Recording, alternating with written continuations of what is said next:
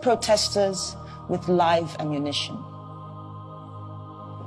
We cried, we braced,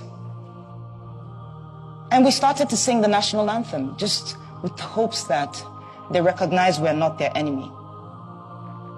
It made no difference.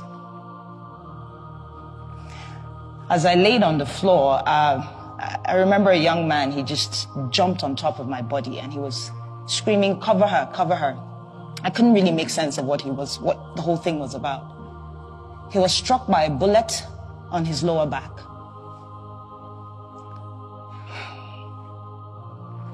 I genuinely believe he saved my life, and I don't even know who he is. I don't even know why I didn't run, to be honest. At that time, I thought it was the end. And so my instinct at the moment was show everybody what's going on. You know, you're going to die here today. And so I pulled out my phone, went to Instagram, started live broadcasting this madness.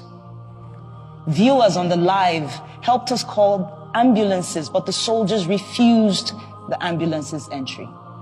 We're filled with young men and women protesting police brutality, and I was one of them. But it is the 20th of October, 2020, that has brought me here today. Soldiers raided the hospital looking for me. And I owe a great deal of gratitude and thanks to a friend and colleague who had called me earlier and said, put off the location on your phone and leave that hospital as soon as possible. And so it was barely 15 minutes after I left. On the other hand, Nigeria is home to over 200 million brothers and sisters with different cultures and tribes and faiths and beliefs. Things and differences that the government has used for the longest time to pit us against each other. Wonderful followers and subscribers of Holy Ghost, and I hope this video finds you well. Guys, Tinubu and the satanic government didn't see this coming. Believe me, they won't survive this. I need you to see how DJ Switch exposed Nigeria federal government on war stage. Police brutality, military brutality on war stage. Guys, you can't afford not to watch this video to the end. Whether you are Nigerian or you are not a Nigerian, you need this video. While listening to DJ Switch, one thing I said to myself, I said, whoever is deceiving you, telling you education is a scam, is not doing you any good, because no matter your discipline, no matter your endeavor, you need some level of education, because it has a way of enhancing your boldness and distinguishing you in anything you do. All right. Anyway, let me stop here. Let's take a listen now. In case today is your first time coming across my video, I want to say big thank you to you for stopping by. This is Holy Ghost on platform, a platform that tells you undiluted truth. Please do not listen to this video alone. Ensure that somebody else see it. The Lord bless you.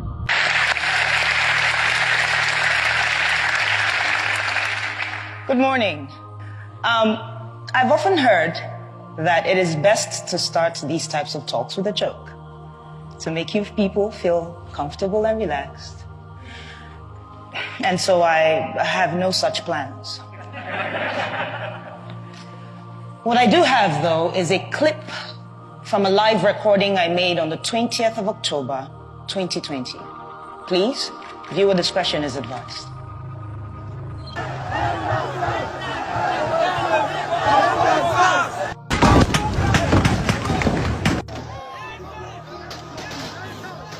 They're shooting us!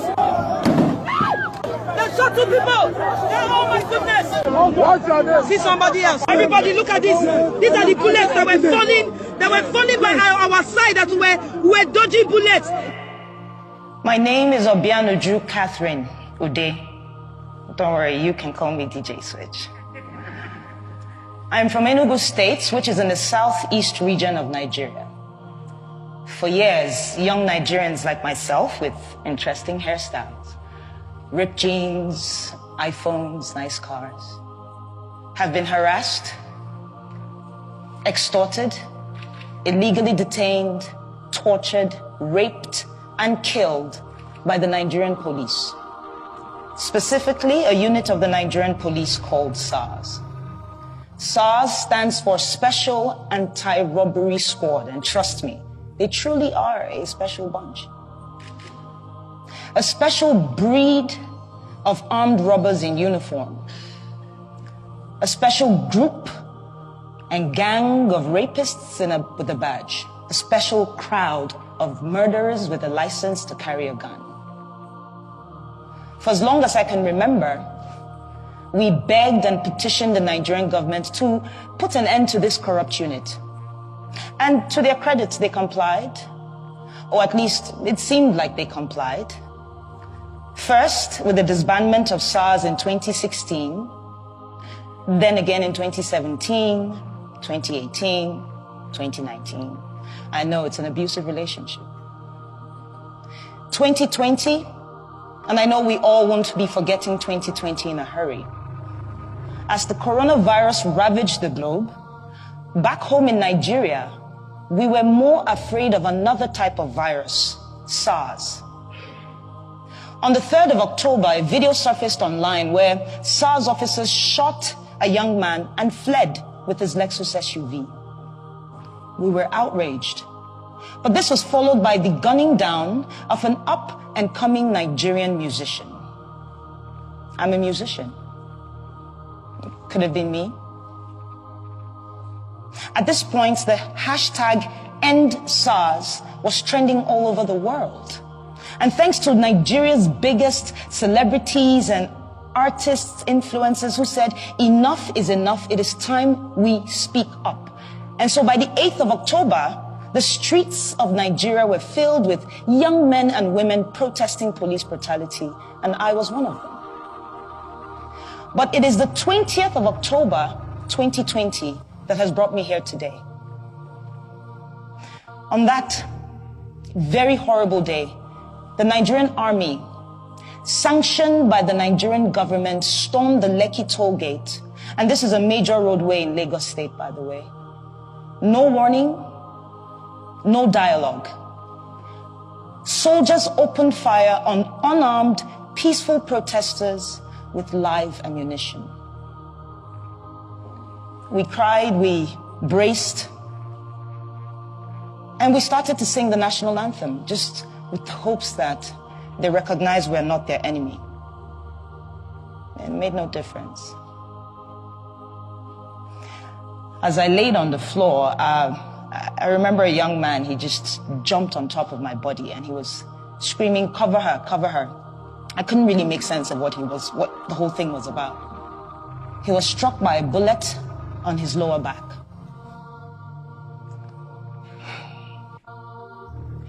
I genuinely believe he saved my life, and I don't even know who he is. I don't even know why I didn't run, to be honest. At that time, I thought it was the end. And so my instinct at the moment was show everybody what's going on. You know, you're going to die here today. And so I pulled out my phone, went to Instagram, started live broadcasting this madness. Viewers on the live helped us call ambulances, but the soldiers refused the ambulance's entry. And so some of us had to turn into instant surgeons in an attempt to remove the bullet from a leg of a protester. Eventually the shooting stopped, and we observed that some of the soldiers were picking up their shells, I believe in an attempt to hide evidence of this crime. And so we scampered around to pick the shells that we could find in an attempt to have evidence of this crime. And this was while other soldiers were dumping bodies onto their trucks. They left, and we felt a sense of victory, you know. Some can't really explain it. We were happy and angry, relieved but in pain. But unfortunately, after being on Instagram Live for so long, my phone battery died.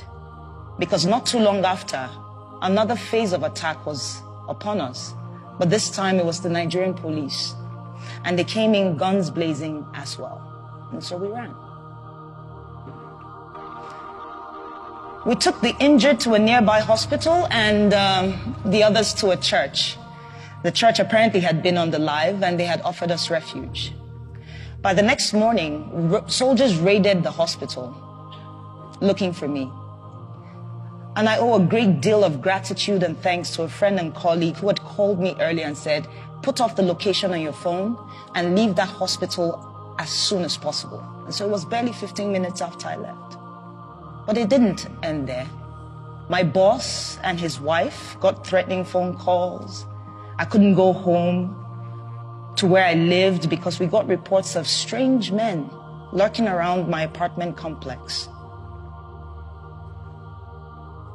I haven't gone home, actually, since the 20th of October, 2020. Speaking of home, I'm from a large family of 8, 5 boys, 3 girls, with very opposing characters, I tell you. I'm the last, with a sprinkle of last child crazy. But I remember my parents, you know, they worked really hard to provide us with basic things, food, education, healthcare, security, allowances. All while teaching us to love and respect each other's differences. On the other hand, Nigeria is home to over 200 million brothers and sisters with different cultures and tribes and faiths and beliefs. Things and differences that the government has used for the longest time to pit us against each other. But the NSAS movement swept that away, even if it was just for a time being. I witnessed protesters collaborating and helping each other. Protesters giving food and water to the same police who's been killing us off every day. Others provided security. Another group provided funds that were donated to them, I mean in the hundreds of thousands of dollars, for legal and medical attention to protesters who needed it. This is the real Nigeria. But the Nigerian government, much like an irresponsible parent, failed to see the opportunity as a learning curve, to listen to the cries of its quote-unquote children. Instead, they chose to deny these events and also moved swiftly to silence us. Starting with the Nigerian Minister of Information, Lai Mohammed. And yes, you heard me right. The Nigerian Minister of Information, our very own spin doctor. Yeah, his first name is Lai. It's inevitable, right? The pun is begging me. Lai called the shooting a fabrication of a massacre without bodies. He said I was a purveyor of fake news with the intent of tarnishing the nation's image, that I am a terrorist, amongst other things.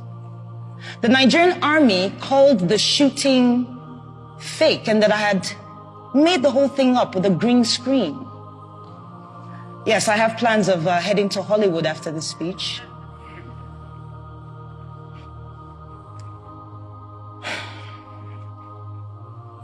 You know, 15 people died on the 20th of October, and not a single government official, police, or army personnel has been brought to book. 15, at least, all while singing the national anthem. As an artist and a DJ, I listen to music a lot, all the time. And I'm reminded of the legend, the artist, Fela Anikulapo Kuti. He was known for speaking truth to power with his art. And I'm reminded of his 1977 song titled Zombie. Here, Fela likens the Nigerian military to mindless zombies following idiotic orders. It was relevant then, it is relevant today, and it most likely will be relevant tomorrow, in the future. The same future that they say is in the hands of the leaders of tomorrow. But what we have tomorrow are recycled leaders of today who have failed to provide an enabling environment for young leaders to thrive and contribute. No, but they chose instead to kill us all off. one by one. This might sound outrageous to you, and you might wonder why. And I'll tell you. Our leaders are afraid. It's as simple as that. They're afraid of a thinking, an innovative, a collaborative, and a working Nigeria. They're afraid of every young Nigerian who, against all odds, have made it for themselves. They are afraid of a me, the coconut head generation, as we like to call ourselves. We're hard-headed, we're not easily deceived by propaganda, and we stand up to our oppressors. And while we may not do this all the time because wahala no dey finish, as we like to say back home, I think there's a Nigerian in the crowd. Well, what it means, though, is that the problems never end. And while I understand that we have to take a break to put food on the table, to at least secure our mental health, know this. Corruption, tyranny, abuse of power do not go on a break. And so today I'm choosing to use my voice and my talent to push for the things that we ought to have. And I want to ask you all, these fine people, to please join me and support my vision for promoting democracy, human rights values, and equality through arts. Thank you so much for your time.